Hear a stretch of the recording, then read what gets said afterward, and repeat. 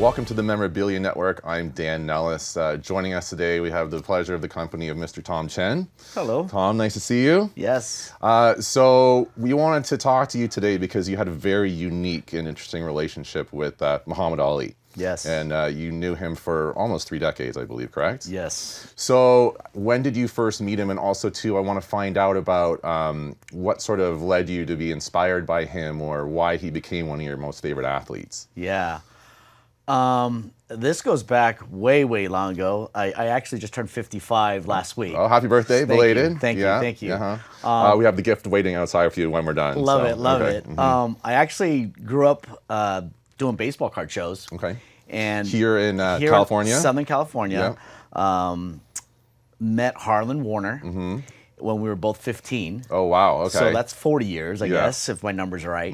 And we just started going to card shows together, and every time we'd meet up, either in Orange County or LA, we were just always buying cards together. Okay. And then Harlan started basically trying to find athletes to promote shows, and he ended up signing, I believe, Sandy Koufax first. Okay. To make an appearance at a card show. Yeah, to make an appearance at a card show, to do autographs, basically, for the public.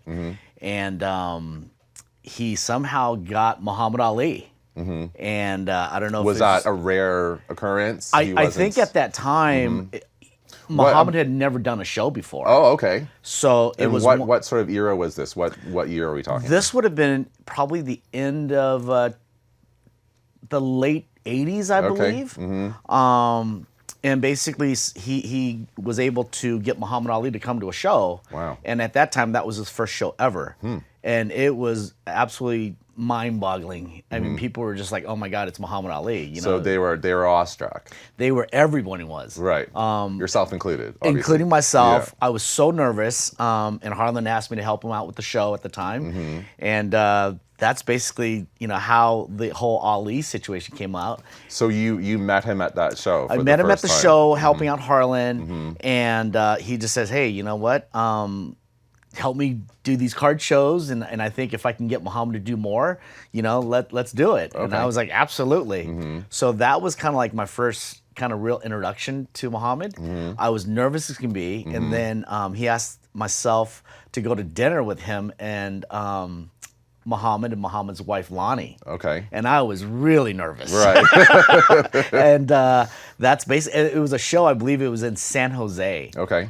And that's how I kind of first started you really understanding, like, oh my God, the magnitude, and this is the most famous person in the world. Right. And that's basically the story, and that's how it went. Okay, great. So then, out of that or previous to that, had you been an Ali collector? Had you been accumulating his memorabilia at all? No, not at all. It was more of baseball cards at that time. Okay.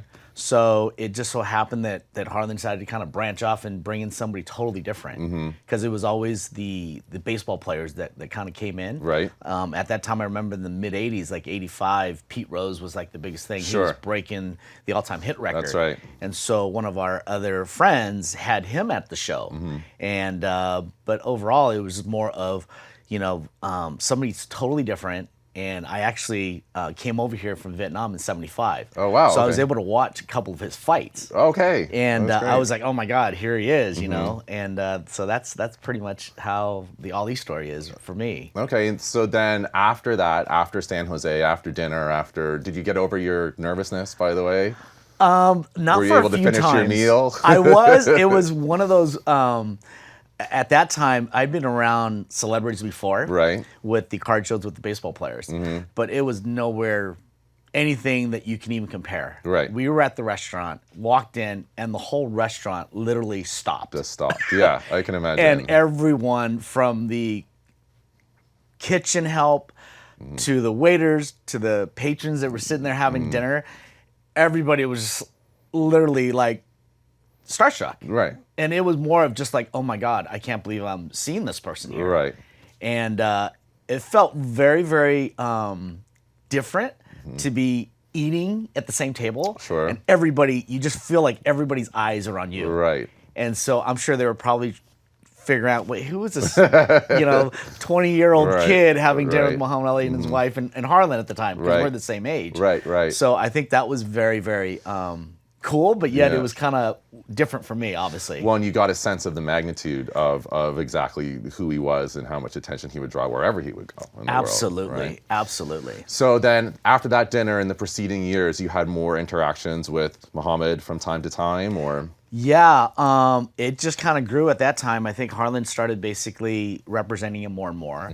We were doing more card shows all over the country. And would you would travel with him? And yeah, and I had the amazing opportunity to be able to do that, and to kind of travel all throughout the country, go to his house to do signings. Oh wow, okay. And was it predominantly boxing gloves he would sign, or was it what sort of items would Yeah, people at that get time when we autographed? first started, people were bringing up basically 8x10s, 16x20s, Right. boxing gloves. It was probably the majority of that.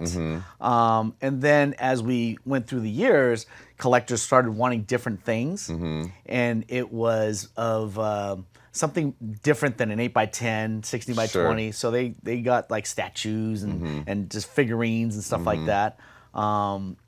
Yeah, and that's basically kind of where I guess the getting different stuff signed kind of increased over the years after Right. seeing, I don't know how many shows I've done with him, but it was a lot over the course of probably 15 years of traveling. Right. Was it? Do you And- think it was 100 shows, or? I don't think it was 100 no? shows. I'm gonna guess it's probably in the neighborhood of maybe 50 shows. Okay, that's still a huge chunk, It, right? it was Yeah. a huge chunk, and it was an expand of over.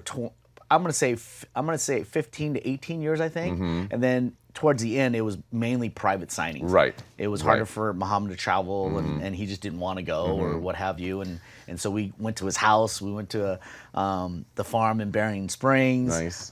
which was an amazing place. Right. And so we did a lot of signings. And would the crowd react the same way they did that night at dinner when he would come into the shows, and whenever you were with him, wherever you would go? It seemed like that was the norm. Right. And every time, whether it's in the West Coast or East Coast, Midwest, it didn't matter. He was always the attention grabber. He walked in and everybody would be clapping. Yeah. You'd see people crying, and even celebrities, Right. stars that were actually there to sign autographs themselves. Professional athletes, they were like stopping whatever they were doing, whether they were signing, Yeah. and they would want to meet and go and take pictures with Muhammad. Right, I mean, right. he was, it was with everybody. Yeah. And was he generally accommodating to all these people? Muhammad was the most generous, most amazing person to not only. If you were the president of a Fortune 500 company, he'd treat you the same if you were the janitor. Right. I mean, to everybody. His fans were his thing, and he always wanted to do special things for his fans. And one of the things that at the very beginning, he used to carry these religious pamphlets. And I remember for his 50th birthday party, he always had a briefcase. Right. And for his 50th birthday, I got him a briefcase. Oh, nice. Right. And so he had these. He'd wake up at 3, 4 in the morning and sign these pre-printed pamphlets. And he'd write to, and he'd leave it blank, and then he'd write from Muhammad Ali and sign Muhammad Ali on every one of them. He'd take that and put it in his briefcase. Everywhere he goes, he'd carry that briefcase, Yeah. and people would want his autograph.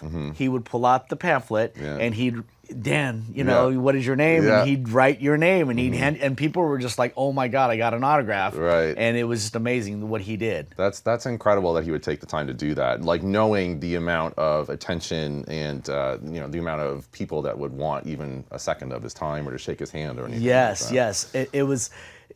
We'd take him to the airport. I would take him to the airport a lot of the times, and we would walk in, and I knew that he always wanted to go to the airport early, just so he can take pictures, be with his fans, and back it was so amazing that he would only. It was just him and I. Yeah. Like, there was no entourage at the no time. There was no security. security, That's anything incredible. else. And nobody ever bothered us. They would just be like, we want a picture. And then I would bring him to the airport literally 2 hours early. And he would just sit down, and I'd give him his time, and I'd be on the side and Yeah. wait for his flight. And it would just never stop. Right. So, and then when it was time to go, I would always have, hey, he's you can't even see him. He's mom, and I would just give him a little "Hey, Mom, special Mom." call, like a signal. Yeah. I would go, and Oh, then he really? would just drop everything at the time because he knew that it was time to get on the flight, Okay. and not be late. So Yeah. it was a really a great thing. That's so fun.